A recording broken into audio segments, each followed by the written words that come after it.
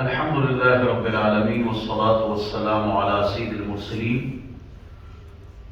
حضور اکرم صلی اللہ علیہ وسلم کی سیرت میں سے ایک نکاح بھی ہے۔ حضور اکرم صلی اللہ علیہ وسلم کا نکاح خدیجہ رضی اللہ عنہ کے ساتھ ابو طالب صاحب نے پڑھایا تھا۔ ابو طالب صاحب نے حضور اکرم صلی اللہ علیہ وسلم کا نکاح خدیجہ رضی اللہ عنہ کے ساتھ پڑھایا تھا، اور اب وہ الفاظ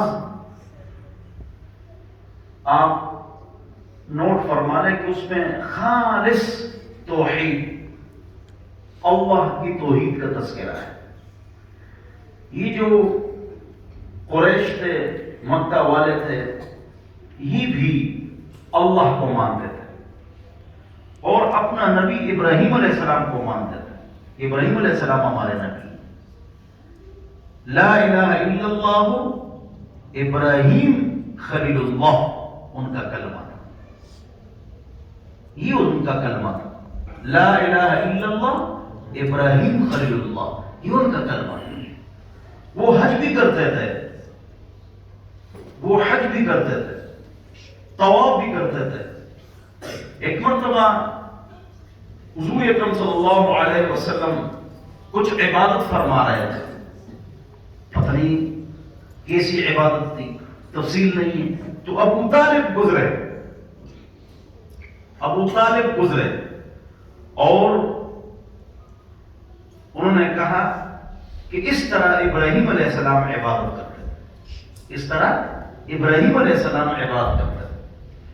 اوس اور خزرج مدینہ منورہ میں اوس اور خزرج دو قبیلے تھے، وہ مسلمان ہو چکے تھے، ان میں منافقین بھی تھے، حج کے لیے آتے تھے، حضور پہاڑوں کی گھاٹیوں میں ان کو دین کی دعوت دیتے تھے۔ بیعت عقبہ اولا، بیعت عقبہ ثانیہ، وہ بیعت ہوئی تھی گھاٹیوں میں، پھر حضور کو وہ لے گئے تھے کہ ہم حضور کی مدد فرمائیں گے اگر ان پر حملہ ہو۔ وہ اسلام لا چکے تھے، اور وہاں پر بنو قینقاع، بنو نذیر، بنو قینقاع، بنو نذیر، تین قبیلے تھے، بنو قریظہ تین، اور وہ یہودیوں کے تھے، اور وہ مدینہ ان کا نہیں تھا۔ اب یہ اسرائیل والے کہتے ہیں گریٹر اسرائیل، تو مدینہ میں ہم تھے، آپ نے ہم کو نکالا، نہیں، آپ وہاں آئے تھے حضور پر ایمان لانے کے لیے۔ اوس اور خزرج آگے ہو گئے، تم پیچھے ہو گئے اور شرارت میں لگ گئے، تمہیں وہاں سے نکالا خیبر کی طرف حضور نے، اور دوبارہ نکالا عمر رضی اللہ عنہ نے وہاں سے، تم وہاں کے تھے نہیں۔ تو میں آپ حضرات کے سامنے عرض کر رہا تھا کہ وہ کس نبی کو مانتے تھے؟ ابراہیم علیہ السلام کو مانتے تھے۔ یہ اوس اور خزرج والے جو آتے تھے کہاں؟ مکہ، تو حج کے لیے آتے تھے نا، تو گویا کہ ان کے وہ مذہبی تھے، اوس اور خزرج مذہبی تھے، توجہ چاہیے، مکہ مدینہ والے مذہبی تھے، انہیں مذہب کو مانتے تھے، لیکن ان میں شرک آ گیا تھا۔ یہ بات ہے، بولو کیا آ گیا تھا؟ شرک آ گیا تھا، سمجھ رہے ہو بچے؟ ان میں کیا آ گیا تھا؟ شرک آ گیا تھا، شرک کی وجہ سے وہ مار کھا گئے۔ جب وہ طواف کرتے تھے تو کیا پڑھتے تھے؟ سب سے بڑے مشرک ہم کن کو مانتے تھے؟ سب سے بڑے مشرک ہم کن کو مانتے ہیں؟ مشرکین مکہ، حضور کے جو مخالفین تھے مشرکین مکہ، وہ بہت بڑے مشرک تھے۔ بولو مانتے نہیں مانتے؟ بڑے مشرک۔ وہ جب طواف کرتے تھے تو طواف کے دوران جو ہے نا کیا کرتے تھے؟ لبیک اللہم لبیک پڑھتے تھے، لا شریک لک لبیک، یہ بھی پڑھتے تھے، لبیک ہم آپ کی خدمت میں حاضر ہیں یا اللہ، یہ لبیک کا معنی ہے، لا شریک لک، نقطہ نقطہ، لا شریک لک، آپ کا کوئی شریک نہیں ہے۔ یہ ان کا کلمہ ہے طواف کے دوران۔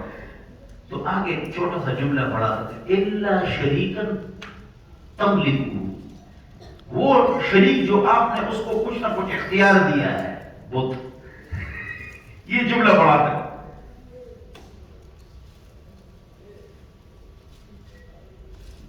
تو کیا مشرکین مکہ اللہ کو مانتے تھے؟ جی۔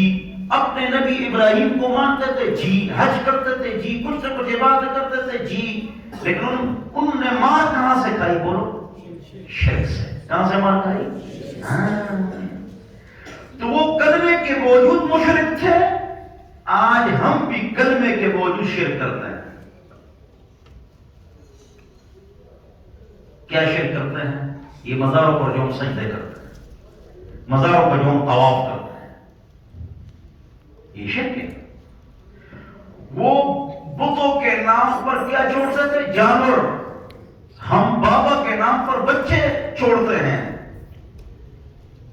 چوہا، چاڑولے کا چوہا، جس کے بچے نہیں ہوتے ہیں اور 40 سال بچہ ہو گیا بعد یہ بابا نے بچہ دیے، لہذا یہ بابا کو وقف۔ تو ہم ان سے بڑے مشرک، ہم ان سے بڑے مشرک کہ بابا کے نام وہ جانور دیتے تھے، ہم بچہ دیتے ہیں۔ تو وہ جو مجاور ہے وہ کیا کرتے ہیں؟ کیا کرتے ہیں؟ وہ اس کے سر میں لوہے کا خول ڈالتے ہیں اور اس کا ناک کھینچتے ہیں، لوہے کا خول ڈالتے ہیں، ناک کھینچتے ہیں، تو ناک میں چوہے کی طرح ہوتا ہے۔ جب خول ڈال دیا تو بچہ تو بڑا ہو گیا لیکن سر بڑا نہیں ہوتا ہے، کیوں؟ وہ لوہے کا انہوں نے خول ڈالا ہے، وہ بیچارہ دماغی خراب ہو جاتا ہے، وہ صرف مانگتا رہتا ہے، یہ شاڈولے کے چوہے۔ تو ہم بھی شرک کرتے ہیں۔ بابا کے لیے ہم جو جھنڈا لے جاتے ہیں، بتاؤ وہ کس پارٹی میں ہے؟ اگربتی لے جاتے ہیں، وہ سنتے ہیں۔ چادریں لے جاتے ہیں 40 ان کو سردی گرمی لگتی ہے۔ موم بتی لے جاتے ہیں، وہ ڈرتے ہیں۔ اگربتی اور پھول لے جاتے ہیں، وہ سنتے ہیں۔ نمک لے جاتے ہیں، وہ چاٹتے ہیں۔ چینی لے جاتے ہیں، وہ چاٹتے ہیں۔ وہاں پیسے پھینکتے ہیں، بابا جی شاپنگ کرتے ہیں۔ تیل لے جاتے ہیں، وہ مالش کرتے ہیں بابا جی۔ یہ سارے کام ہمارے شرک کو بدلتے ہیں۔ تقریر کرو کہ یہ مولوی یہ بابا کے خلاف ہے، تیرے تردود کے خلاف ہے، بابا کے خلاف نہیں ہے۔ تو نے جو کاروبار کا اڈا بنایا ہوا ہے، ہم مولویوں نے بھی دین کو کاروبار کا اڈا بنایا ہے۔ ہم مولویوں نے یہ دین کیوں تباہ ہے؟ مولویوں کی وجہ سے۔ کیوں دین کاروبار بن گئے؟ نکاح کے پیسے 5000 7000، نکاح کے پیسے، فتوے کے پیسے، دم کے پیسے، بچے کان کے اذان کے پیسے، 30 40 11ویں شریف، پہلے ایک تھی اب 12ویں شریف، 13ویں شریف، چھوٹی 11ویں شریف، بڑی 11ویں شریف، ایک 11ویں شریف تھی اب 5 شروع ہو گئی، مہنگائی جو آ گئی۔ جمعرات کا 40واں، یہ دین کو ہم نے بس کاروبار بنایا۔ اللہ ہم سب کو سمجھ عطا فرمائے، عقل عطا فرمائے۔ تو نکاح کے حوالے سے میں آپ کو بتلا رہا تھا کہ نکاح پرانے زمانے سے چلا آ رہا ہے، جب شریعت نہیں تھی۔ ابو طالب کی سب مسلمان عزت اور قدر کرتے ہیں۔ اس موضوع پر عوام میں نہیں بولنا چاہیے کہ وہ اسلام لا چکے نہیں لا چکے، ایسی اختلافی مسئلوں سے بچنا چاہیے۔ یہ ہے کہ تمام مسلمان ان کی قدر کرتے ہیں، کیوں؟ انہوں نے حضور اکرم صلی اللہ علیہ وسلم کو پالا ہے، ان کی مدد کی ہے۔ ابو طالب صاحب ہم کہتے ہیں سب مسلمان۔ بہرحال تو اسلام جو نہ صرف بچے کا میں اذان، نکاح، نماز جو پڑھتے ہیں، جنازہ، 4 چیزوں کا نام نہیں۔ اسلام پورا 5 چیزوں کا نام ہے۔ عقیدہ ٹھیک کرو، عقیدے میں شرک ہوگا، نبی علیہ السلام کی شفاعت نہیں ملے گی۔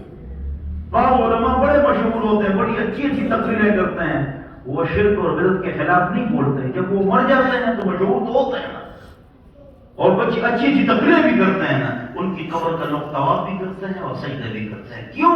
وہ علماء اپنی زندگی میں شرک و بدعت کے خلاف نہیں بولتے ہیں۔ اشارہ سمجھ گئے؟ تو جب وہ خود دفن ہو جاتے ہیں لوگ وہاں سجدے کرتے ہیں، طواف کرتے ہیں، اور اب بھی چاہے تقریر بڑی طے ہے، شرک و بدعت پر نہیں بولتے ہیں۔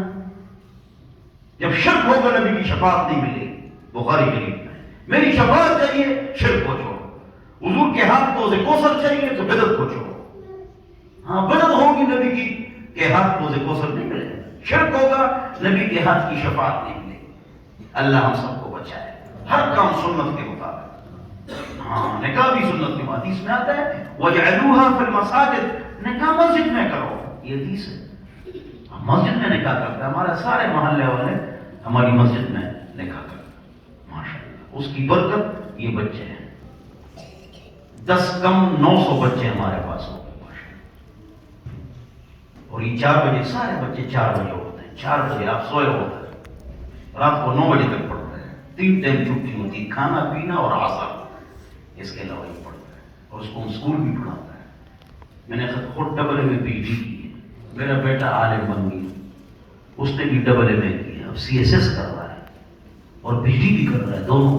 ہم دنیاوی اور دینی تعلیم دونوں کر رہے ہیں، صرف دین نہیں، دنیاوی تعلیم بھی حاصل کر رہے ہیں، اور مسجد میں فری پڑھائیں گے، مسجد مدرسے میں فری پڑھائیں گے انشاءاللہ، اس سے تنخواہ نہیں لیں گے، وہ جو لیتے ہیں ٹھیک لیتے ہیں، جائز ہے نا، وہ ان کے بچے ہیں، بیوی ہیں۔ آپ بچے کو دونوں تعلیم دیں، دفتر سے تنخواہ لیں، مسجد میں فری پڑھائیں، ایسا سسٹم ہم بنا رہے ہیں۔ میں نے سی ایس ایس کا ادارہ کھولا ہے چکری اسلام آباد میں علماء کو سی ایس ایس کر رہا ہوں، ان کو علماء کمشنر ہوں گے، میئر ہوں گے علماء، ایسا ادارہ میں قائم کر چکا ہوں۔ ایک عالم ہو اور کمشنر ہو، واہ واہ واہ واہ واہ، سبحان اللہ، وہ زنا کا اڈا بھی روکے گا، چرس کا اڈا بھی روکے گا، اور یہ سارے ایسے جو یہ چرس کے اور زنا کے اڈے یہی چلاتے ہیں، وہ وقت ملتا ہے، اللہ ہماری حفاظت فرمائے، سب کو پتا ہے۔ تو دینی اور دنیاوی دونوں تعلیم حاصل کریں گے انشاءاللہ، اور دین کی خدمت کریں گے انشاءاللہ فری، اور جو لوگ تنخواہ لیتے ہیں وہ جائز، اس لیے کہ ہم بھی یہاں 27 استادوں کو تنخواہ دیتے ہیں، اور محلے والے دیتے ہیں، ہمارے ایک محلے والے 7 استادوں کی تنخواہ دے رہے ہیں، ایک محلے والے 5 استادوں کی تنخواہ دے رہے ہیں۔ یہ جو مولوی کبھی باہر ہو جا رہے ہیں چندے کے لیے، اور کبھی فیصل آباد، تو یہاں کے لوگ مر گئے، فیصل آباد والے یہاں آ گئے تو فیصل آباد والے مر گئے۔ یہ خود کہتا ہے، عالم کام کرے گا، اس کو چندے کی ضرورت نہیں، لوگ دیکھ کے سارا سسٹم لوگ چلائیں، ہمارے محلے والے چلاتے ہیں۔ 3 لاکھ کا آٹا، 3 لاکھ بل، یہاں 1700 روٹیاں بنتی ہیں، دیوار کے پیچھے چلے جاؤ 1700،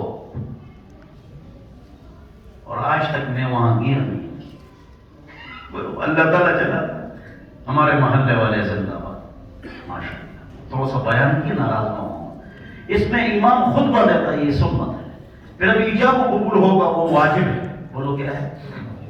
واجب ہے ایجاب و قبول، ابھی لڑکے کو ایجاب و قبول کرائیں گے تو یہ کیا ہے؟ بولو واجب ہے۔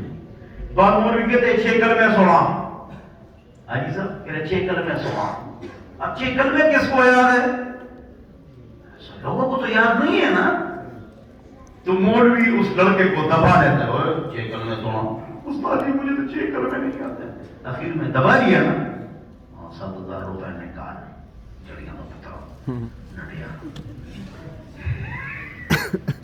سنو، پہلا کلمہ فرض ہے، سب کو آتا ہے، 3 کلمے سنت ہے، سب کو آتے ہیں، 5 اور چھٹا کلمہ مجھے بھی یاد ہے، ہم بچوں کو بھی یاد ہے، یاد کریں گے انشاءاللہ، لیکن اگر یاد نہ ہو تو آپ پکے مسلمان ہیں۔ 5 اور چھٹا کلمہ آپ کو یاد نہیں، آپ مر گئے، آپ کوئی گناہ گار نہیں۔ کیوں؟ یہ قرآن حدیث میں نہیں ہے 5 اور چھٹا کلمہ، یاد کریں گے، الفاظ اس کے اچھے ہیں، مجھے بھی یاد ہے، سب کو یاد ہے، ہاں، لیکن اگر لوگوں کو یاد نہ ہو تو پکے مسلمان ہیں، کچے مسلمان نہیں۔ یہ مولوی کو یہ بھی بتانا چاہیے، کیوں؟ تاکہ لوگ سمجھے بھائی ہم پکے مسلمان ہیں، اور تجھے 5 اور چھٹا کلمہ نہیں آتا ہے، تو کافر ہے بھائی، کوئی کافر نہیں ہے، پکا مسلمان ہے، اس لیے کہ 5 اور چھٹا کلمہ قرآن حدیث میں نہیں ہے۔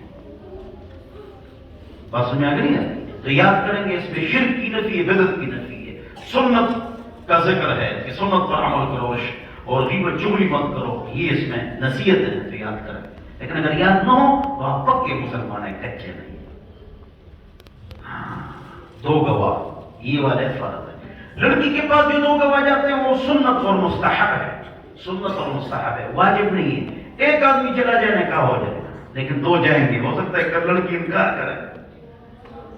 خطبہ سنت ہے، لڑکی کے پاس 2 گواہ سنت ہے، اب ایجاب و قبول ہوگا، اس پر 2 گواہ واجب ہے، اگر 2 گواہ نہ ہو وہ نکاح ہوتا نہیں ہے۔ نہا رسول اللہ علیہ وسلم نکاح خفی، حضور نے چھپ کے نکاح سے منع فرمایا ہے۔ نہا رسول اللہ علیہ وسلم البقایا اللاتی ینکحن بغیر بینہ، وہ عورتیں بدکار ہیں جو بغیر گواہوں کے نکاح کریں۔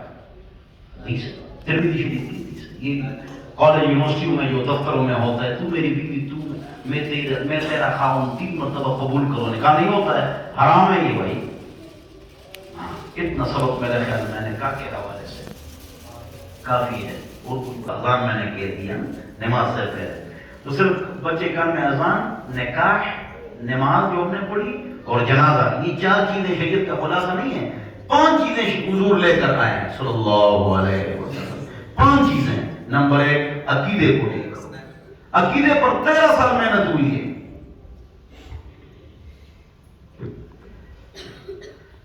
حضور نے عقیدے پر 13 سال محنت فرمائی ہے. اور عقیدے کے موضوع پر بولنا شروع کر لوگوں کی طبیعتیں خراب ہو جاتی. کیوں؟ شرک و بدعت ہے. حضور نے 13 سال عقیدے کی محنت فرمائی ہے. نماز 10 سال بعد آئی.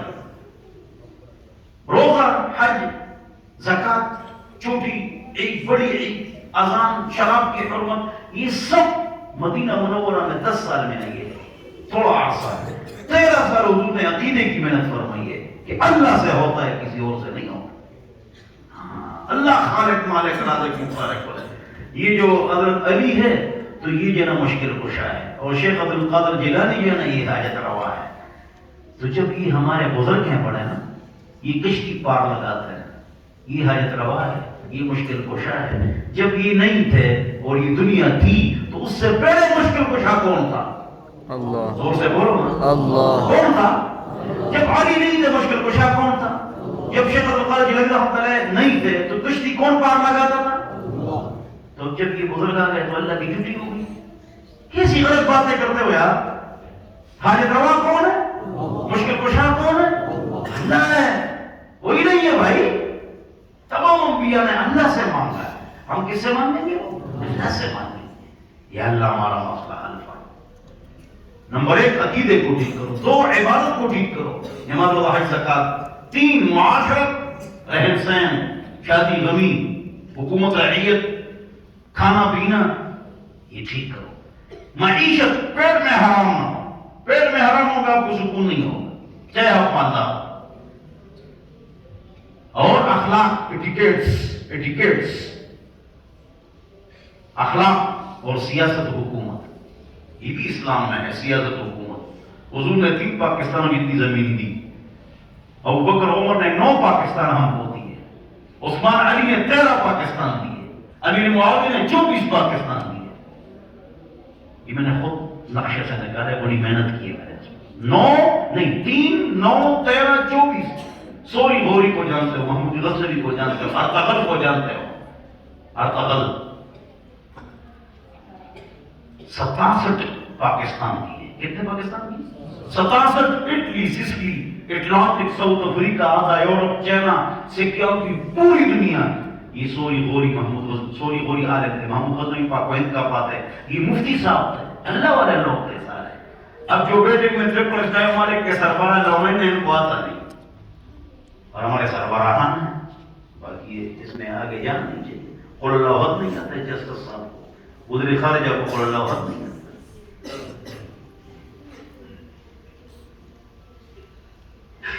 ہمارے ادھر خارجہ کو قل اللہ حد نہیں آ رہا تھا. تو کھٹمنڈو میں ہجڑے بہت زیادہ ہے. کھٹمنڈو ایک اسٹیٹ ہے انڈیا کا. ادھر کے ہجڑوں نے پریس کانفرنس کی، کہہ رہے ہم آپ کو قل اللہ حد سناتے ہیں، تمہیں تو قل اللہ حد نہیں آتا. ہجڑوں نے سنائی ہے. یا اللہ ہم کو نیک حکمران عطا فرما. نیک اللہ والے. بہرحال اتنا سبق کافی ہے آپ حضرات کے سامنے ہو گیا. لا مہر اقل من 10 دراہم. تو 10 درہم آج کل بنتے ہیں 5-6 ہزار روپے، اس سے کم نہیں ہونے. پرانے 100 روپے چوبن بنتے تھے نا، اب 10 درہم کی قیمت بڑھ گئی تو 6-7 ہزار روپے سے کم مہر زیادہ لڑکے کی طاقت کے مطابق. حضور کی بیٹی فاطمہ کا مہر جو ہے نا کتنا تھا؟ 131 تولہ چاندی تھا. حضور کی 3 بیویوں کا مہر 131 تولہ چاندی تھا. علی کا مہر ابوبکر یا عثمان رضی اللہ عنہما نے دیا تھا. اور حضور کی 3 بیویوں کا مہر زیادہ تھا، وہ بادشاہوں نے گفٹ دیا تھا، وہ مہر کم ہونا چاہیے. یہ بات یاد رکھو. مہر بھی ہو گیا. اور کون سی بات ہے؟